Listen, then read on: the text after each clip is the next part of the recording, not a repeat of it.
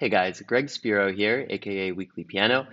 This is my weekly piano jazz masterclass. Today I'm obviously in a different setting. I'm actually quarantining after a very mild case of COVID, so I don't have my normal setup, and I hope you get as much out of this as you do out of my normal fancier situation. Today I'm going to be talking about a wee bid idea that somebody asked, and it says just play Watermelon Man.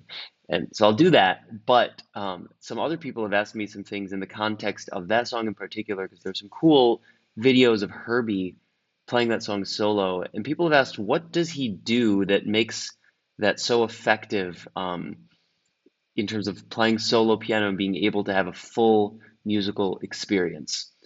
A lot of people are confused as to like, what do I do with my left hand? How do I make the left and right hands interact with each other? How do I keep the harmony going? How do I keep the rhythm going when it's just me? So I'm going to try to demystify some of that for you today with Watermelon Man.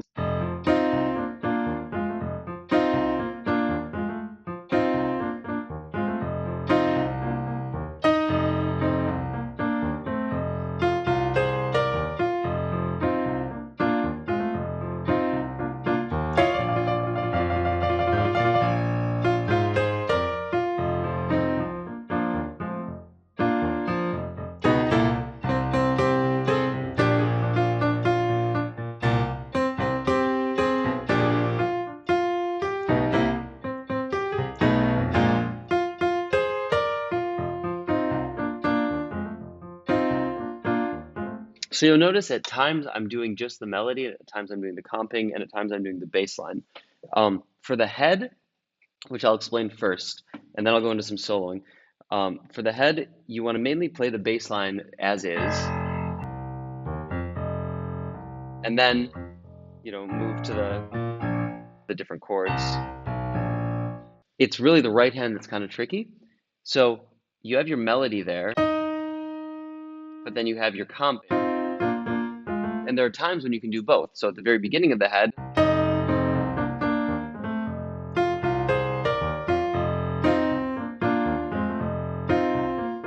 and then for the next time that you play the melodic phrase where it hits the F, you can alternate it. But what I would generally do is just hold that, and that's what Herbie does in his video too. And the left hand carries the rhythm, so you still have propulsion there, and you can keep that as sort of like a held note, as though the trumpet were playing that.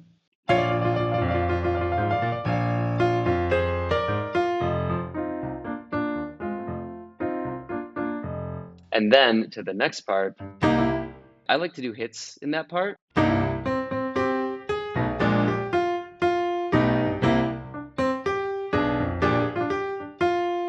Or you could actually continue with the bass line.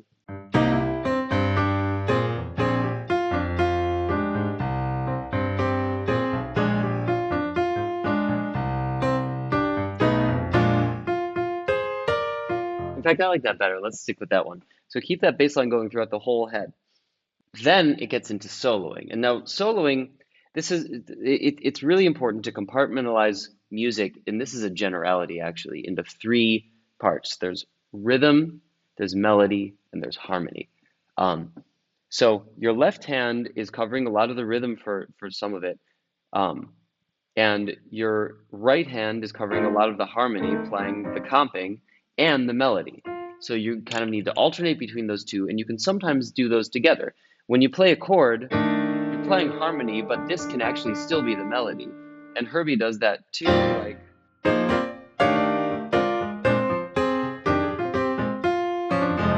Like, as long as you're playing more than one note in the right hand, you're actually covering harmony as well as melody.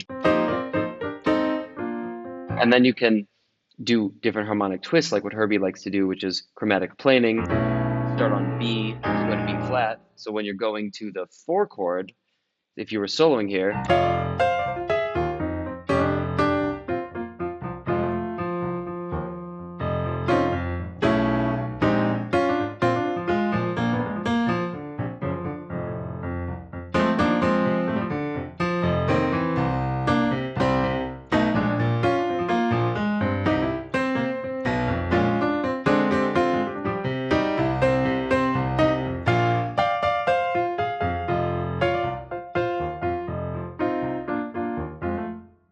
So, and don't be afraid to go back to that initial theme when you're soloing. Let's say that we wanted to use chordal harmony and then go back to the initial theme. You could hit your bass line as like a sort of hit.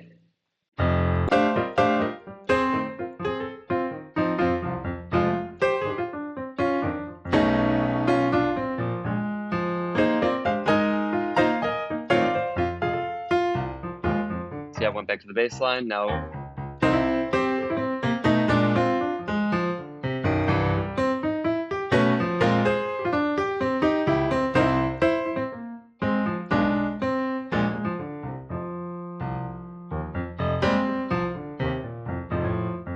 so that's like alternating using both my hands in this like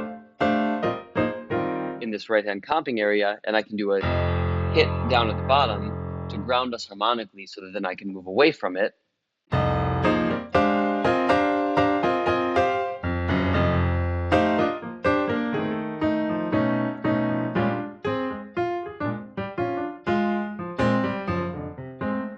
One other element that I'm always keeping in mind is that rhythmic continuity that you have going in the left hand for the actual ostinato, the repeated rhythm, which is dot, dot, dot. 1, 2, 3, 4, 1, 2, 3, 4. If you can keep that going, you can actually move the bass, the left hand into all sorts of different areas, and you don't have to keep that exact bass line. So, let's go a little bit further out here.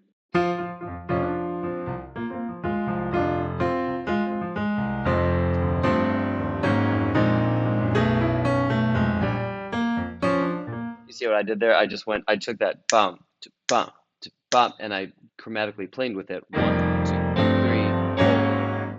And it gets, you don't want to do it exactly like that. You probably want to continue some sort of hemiola there, but for simplicity purposes, what I did was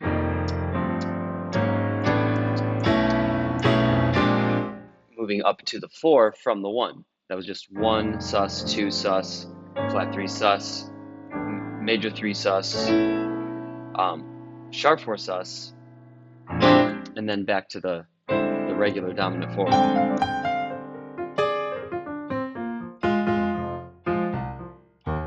And then you can syncopate. So that what I did there is, let's say this is like at that end part.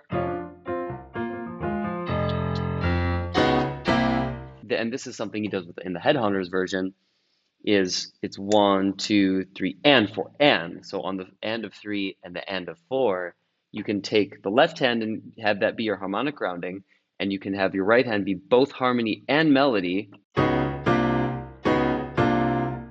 Just make sure you have your upper note is the note that you want to be the melodic note. And that can do this really cool sort of push to it.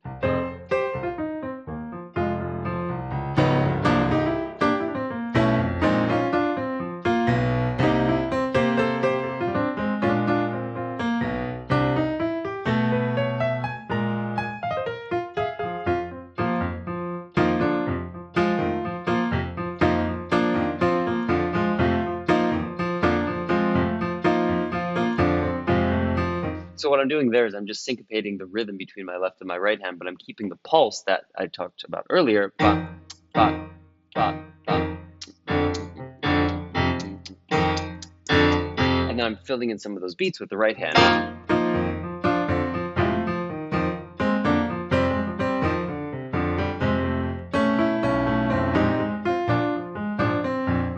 If you can't quite get that rhythm, the full rhythm in the left hand of that, and treat it actually like a bass, that this is a really great stopgap in between where you are and where you want to be when you eventually get that bass line more notated and syncopated.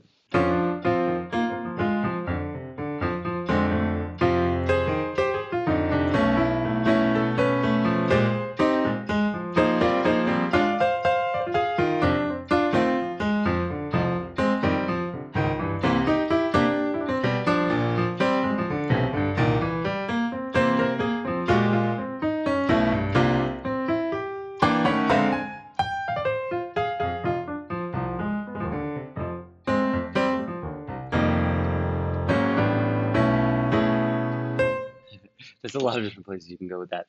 And I mean, I would even sometimes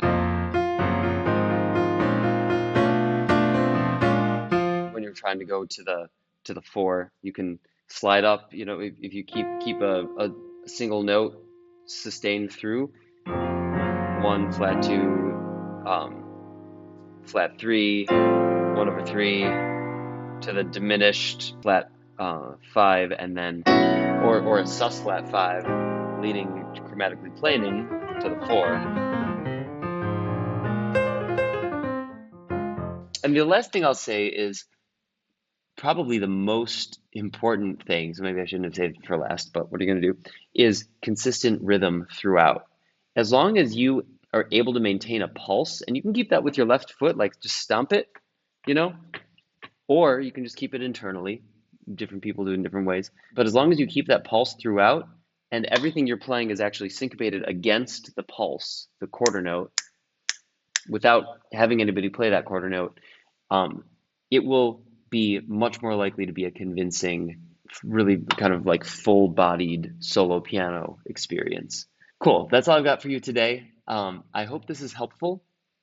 Please message me submit an idea to me at weebid.app, greg.weebid.app, and I'll be drawing a lot of the future piano videos that I do from the suggestions that I get on there. So please go there and check it out. And I hope you get a lot out of this.